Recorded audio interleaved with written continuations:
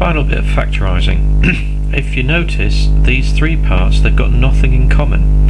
An x and an x here, which is fine, but it's got to be all three parts for it to work properly with the methods we've done so far.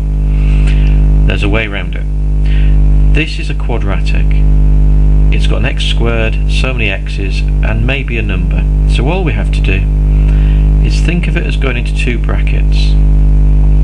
And for this type, it's always going to begin with x.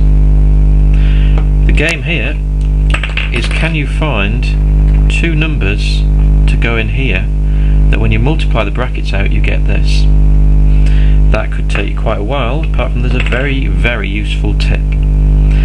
If you look at this number here and this number, the plus 6 as it reads, there's a big clue. These two numbers, they're different numbers.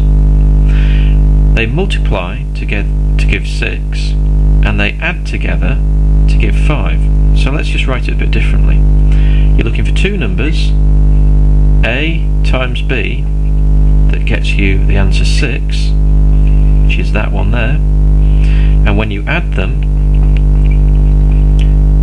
they give the number of x's, which is that bit there. A little trial and error will get you there. One of them is 2, one of them is 3. So you rewrite the brackets, x plus 2, x plus 3. That's all you have to do with that one. So looking at this second one, all you've got to do is you're thinking, I'm looking for two numbers, so I can put them into the bracket, x plus one number, x plus another number. And here's a way to do it. A times b is this number at the end, so something times something equals 12. The same two numbers, when you add them, give you 7. Well, is it 2 and 6? 2 6s are 12. 2 add 6 isn't 7 though. What else could you try? Well, I'm sure you've guessed by now. It's 3 and 4 gives 12, and 3 add 4 gives 7. So I can put in my brackets x plus 3, x plus 4. And same idea on this one. Be a little bit careful with it though. X plus something, x plus something else. So in this case, a times b, you're still looking for 18. Don't worry about this negative sign at the moment. Secondly, a add b gives me minus 3. It's important to use that negative 3 there. Okay, what goes into 18? Well, we could have 2 and 9. So is there any way of making minus 3 from the numbers 2 and 9? No, there's not.